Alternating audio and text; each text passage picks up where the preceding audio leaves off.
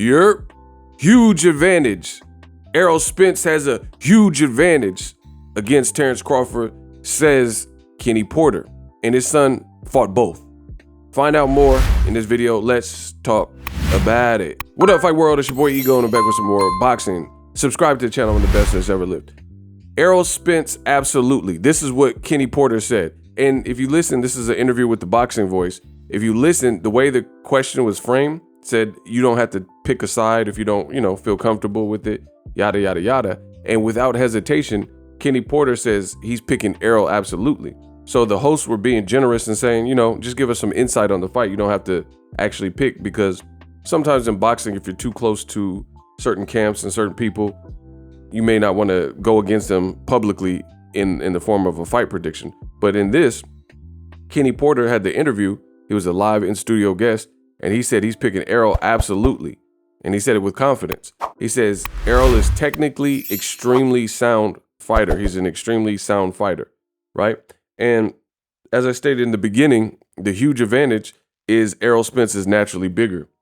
Kenny Porter finally says there's a lot of different things that go on there, but the bigger fighter in the fight on fight night, that's a huge advantage for him on fight night, meaning Errol Spence. On fight night, he's X amount of weight classes above his weight class. That's a huge advantage, end quote. And listen, to be perfectly honest, like I always am on my channel, I feel like the people that I've seen, at the very least, that this is a 50-50 fight with Errol and Crawford. The people I have seen the ones that have picked Errol Spence seem to have a better way of like quantifying or illustrating why they're picking him, where to the point where it doesn't sound like fanboyism, man-fanisms, where you're just, you just want this fighter to win, emotion. Like, I can't, listen, when it comes to the sweet science in the square circle, I can't take no opinion seriously if you seem insanely biased and you're saying these radical things, like, oh, this person sucks, and we know that's not the case. So respects to Kenny Porter. Kenny Porter, he doesn't make it seem like he has a horse in the race, and that's good commentary. You know what I mean? A lot of people ask me what I use to create content. Things like YouTube thumbnails that generate thousands of views. For the first time ever, the cat is out of the bag. I use Canva Pro, but Canva Pro is so much more than a YouTube thumbnail maker. Use Canva Pro to curate content for YouTube, TikTok, Instagram Reels, Instagram Stories, and a whole lot more. Flyers, flowcharts, you name it, with Canva Pro. Click the affiliate link in the description to get Canva Pro. Many features, elements available to you. Take your brand to the next level. Invest in yourself. It takes money to make money. So sign up for Canva Pro today. Happy creations. Because he said it was a good fight. I've talked to Kenny Porter in the past, and Kenny Porter told this whole story about how Terence Crawford, when he was a kid, he almost, like, Kenny Porter confronted him or something. I'd have to go watch the videotape to see the exact story, but basically Kenny Porter had confronted Terence Crawford over something, when he was an amateur, and then he said Crawford balled up his fist and was ready to fight a grown man in Kenny Porter at the time. So that shows you the heart on Terence Crawford. He doesn't care.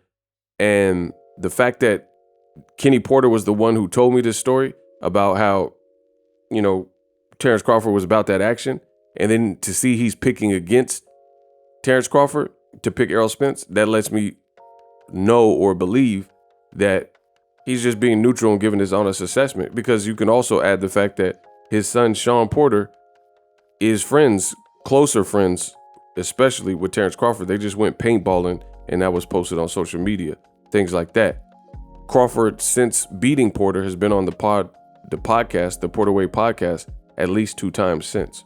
So for Kenny Porter to know both Errol Spence and Terence Crawford well, from the amateurs all the way to the pros, having had his chance as Sean Porter's trainer in the opposing corner of Crawford, in the opposing corner of Errol Spence, I find this commentary is very unique.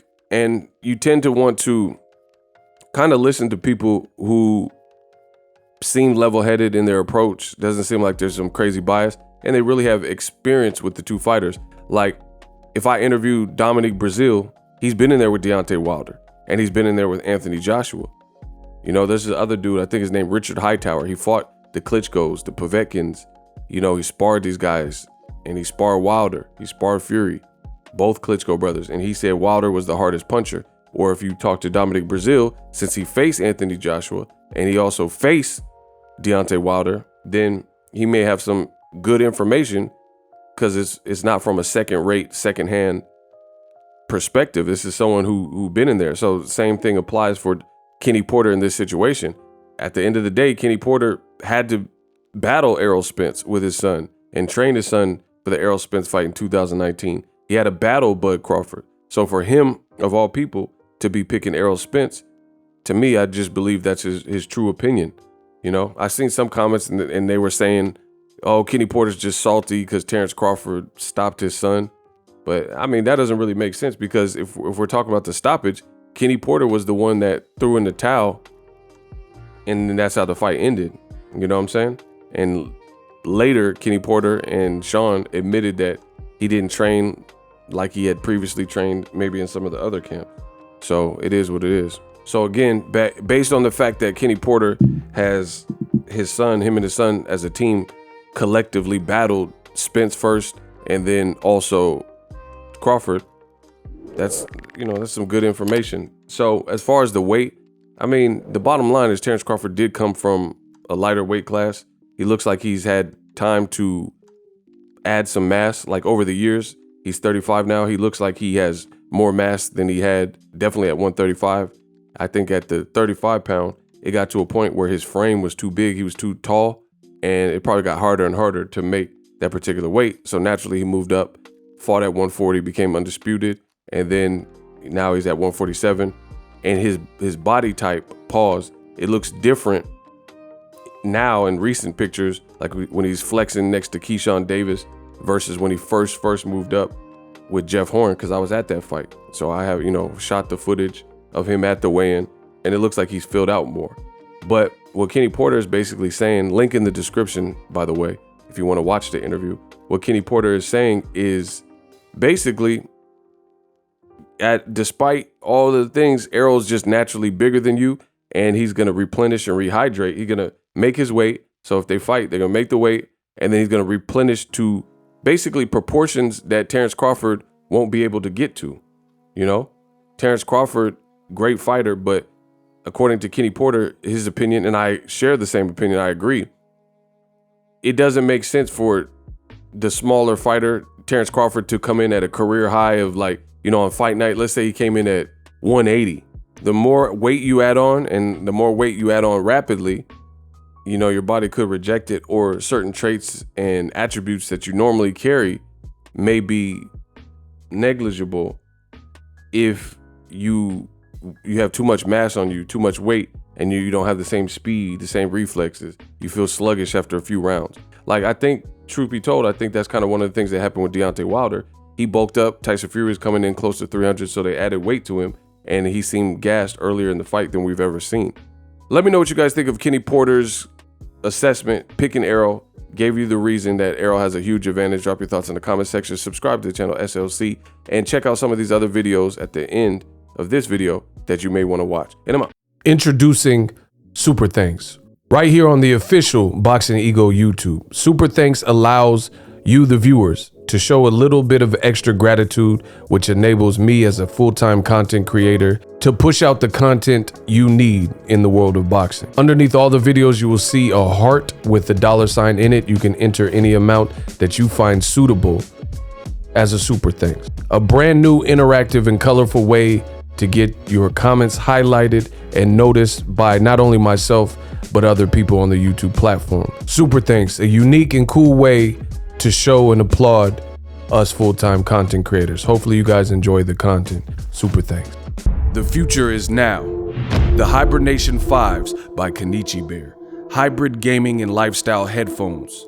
Out of the box, you can connect to any console or PC.